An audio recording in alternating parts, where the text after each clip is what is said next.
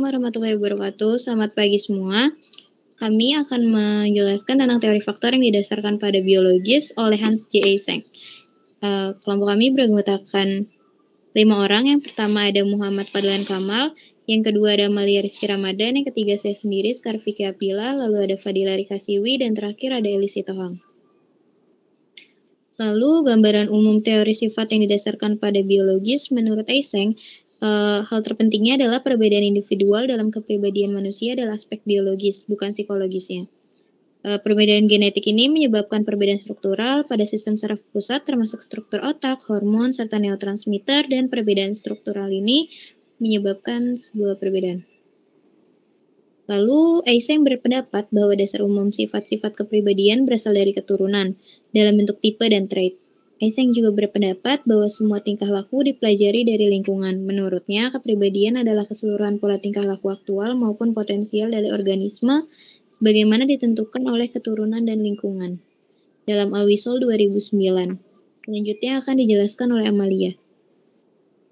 Baik, selanjutnya ada biografi Hans Jürgen Eysenck, lahir di Berlin pada 4 Maret 1916 sebagai anak tunggal dalam suatu keluarga yang berkecimpung dalam dunia teater.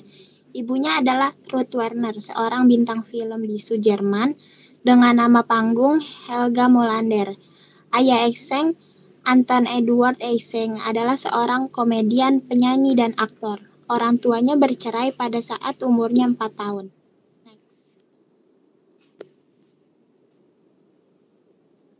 Pada saat usia 18 tahun, ia masuk ke University of London Psychology dan mendapatkan gelar sarjana pada tahun 1938. Kemudian Eysenck bekerja di Mill Hill Emergency Hospital, merawat pasien yang menderita beragam gejala psikologis termasuk kecemasan, depresi, dan histeria. Kemudian berlanjut pada terbit buku pertama Eysenck, Dimension of Personality Eysenck 1947. Eysenck menerbitkan sekitar 800 artikel jurnal atau bab dalam buku atau lebih dari 75 buku. Beberapa judul populer seperti Use and Abuse of Psychology 1953, The Psychology of Politics 1954 dan 1999. Selanjutnya akan dijelaskan oleh teman saya. Selanjutnya ada teori faktor Eysenck. Teori kepribadian Eysenck mempunyai komponen biologis dan psikometri yang kuat. Akan tetapi, Eysenck berargumen bahwa kecanggihan psikometri saja tidak cukup untuk mengukur struktur kepribadian manusia dan dimensi kepribadian yang didapatkan dari metode analisis faktor yang bersifat steril dan tidak bermakna, kecuali jika sudah terbukti mempunyai suatu eksistensi biologis. Selanjutnya ada 4 kriteria dalam mengidentifikasikan suatu faktor. Yang pertama ada bukti psikometrik, untuk eksistensi faktor harus ditentukan. Yang kedua, faktor harus mempunyai sifat kewarisan dan harus sesuai dengan model genetis yang sudah dikenal sebelumnya. Yang ketiga, faktor harus masuk akal saat dipandang dari segi teoritis. Dan yang terakhir, eksistensi dari suatu faktor adalah bahwa faktor harus mempunyai relevansi sosial. Selanjutnya ada hierarki organisasi perilaku. Eysenck mengenali suatu hierarki 4 level dalam pengorganisasian perilaku, yaitu di level pertama ada kognisi atau tindakan spesifik, di level kedua ada tindakan atau kognisi yang umum, di level ketiga ia mendefinisikan sifat sebagai disposisi kepribadian yang penting dan semi permanen. Dan di level 4 itu ada tipe atau superfaktor. Selanjutnya akan dibacakan oleh teman saya. Selanjutnya ada dimensi kepribadian Eysenck. Menurut Eysenck ada 3 dimensi kepribadian, yaitu ekstraversi, neurotisme, psikotik, walaupun ia menegaskan ada kemungkinan dimensi lain yang dapat ditambahkan kemudian. Selanjutnya, struktur hierarki dibagi menjadi 3, yaitu psikotik, ekstraversi, dan neurotik. Selanjutnya,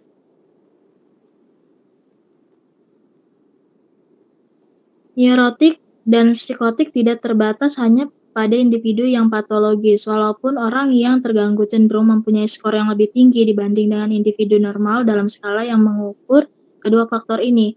Essence menilai ketiga faktor ini sebagai bagian dari struktur kepribadian normal. Ketiganya bersifat bipolar dengan ekstravensi berada dalam satu kutub dari faktor E dan introvensi menepati kutub sebaliknya. Serupa dengan hal tersebut, faktor N meliputi neurotisme pada satu kutub dan stabilitas pada kutub lainnya, dan faktor P mempunyai psikotik dalam satu kutub dan faktor superego dalam kutub lainnya. Selanjutnya akan dijelaskan oleh Fadlan. Baik, selanjutnya yang pertama ada ekstraversi. Nah, konsep Eysenck mengenai ekstraversi meliputi 9 sifat atau traits, yakni antisosial, pendiam, pasif, ragu, banyak pikiran, sedih, penurut, pesimis, serta penakut. Adapun sifat orang-orang introvert adalah kebalikan dari sifat-sifat ekstraversi tersebut. Eysenck meyakini penyebab utama perbedaan antara ekstraversi dan introversi terletak pada tingkat keterangsangan korteks atau cortical arousal level yang disingkat dengan CEL. Yakni kondisi fisiologis yang sebagian besar bersifat keturunan. CEL tingkat rendah artinya korteks tidak peka serta bereaksi lemah. Sebaliknya, CEL yang tinggi berarti korteks mudah terangsang untuk bereaksi. Nah, di sini terlihat ada perbedaan antara orang ekstrovert dan introvert. Next.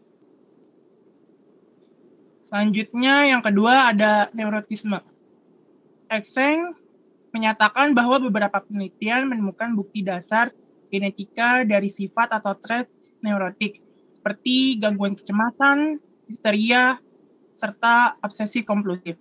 Nah, jadi neurotisme berakar dari gen. Anak dapat dipastikan menderita neurotisme sebagaimana diderita orang tuanya. Begitu pula pada anak kembar akan memiliki kecenderungan neurotik identik antara satu dengan yang lainnya. Nah, misalkan dalam hal jumlah tingkah laku sosial seperti kejahatan, tingkah laku menyimpang, homoseksualitas, dan alkoholisme. Next. Nah, dasar-dasar biologis dari neurotisme adalah kepekaan reaksi sistem saraf otonom atau automatic nervous system reactivity atau yang disingkat dengan ANS. Nah, neurotisme dan ekstraversi dapat digabungkan dalam bentuk hubungan CEL dan ANS serta garis absis ordinat. Nah, kedudukan setiap orang pada bidang dua dimensi itu bergantung pada tingkat ekstraversi dan neurotismenya. Faktor neurotisme dapat dikombinasikan dengan faktor ekstraversi. Adapun penjelasannya di tabel di bawah. Next. Dan yang terakhir ada psikotik. Psikotik adalah faktor yang bersifat bipolar. Psikotik berada dalam satu kutub, sedangkan superego terdapat pada kutub lainnya. Orang dengan skor psikotik tinggi biasanya mempunyai sifat egosentris, dingin, tidak mudah menyesuaikan diri, implosif, kurang empati, kreatif, keras hati, kejam, agresif, curiga, psikopatik, serta antisosial. Nah, sebaliknya, orang dengan skor psikotik rendah yang mengarah pada superego cenderung bersifat altruis, hangat, akrab, tenang, sabar, mudah bersosialisasi, empati, peduli, kooperatif, mudah menyesuaikan diri, serta konvensional. Psikotisme mempunyai unsur genetik yang besar sebagaimana neurotisme. Nah, psikotisme juga mengikuti diastesis stress model. Orang yang variabel psikotismenya tinggi tidak harus psikotik, tetapi mempunyai predisposisi untuk mengidap stres dan gangguan psikotik. Nah, pada masa seseorang untuk mengalami stres rendah, skor psikotik tinggi masih bersifat normal, namun tidak mengalami stres yang hebat, orang menjadi psikotik melebihi fungsi kepribadian normal sehingga sulit untuk dikendalikan. Sebaliknya, orang dengan skor psikotik rendah tidak terlalu rentan pada psikosis yang berhubungan dengan stres. Orang itu mungkin tidak akan mengalami kehancuran secara psikotik pada periode stres yang ekstrim. Selanjutnya akan dijelaskan oleh teman saya. Jadi, kesimpulannya adalah Eysenck menggunakan pendekatan hipotesis deduktif untuk merangkum 3 faktor bipolar. Yang pertama ada ekstraversi dan introversi, yang kedua ada neurotisme dan stabilitas, serta ada psikotik dan superego. Lalu, orang ekstrovert ditandai dengan kemampuan bersosialisasi dan sifat impulsif, sedangkan introvert itu kepasifan dan penuh perhatian. Dan terakhir, 3 aspek utama kepribadian didasarkan pada biologis, sebagaimana dibuktikan dari temperamen, genetik perilaku, dan juga penelitian otak. Sekian dari kelompok kami, maaf bila ada salah kata. Wassalamualaikum warahmatullahi wabarakatuh. Terima kasih semuanya.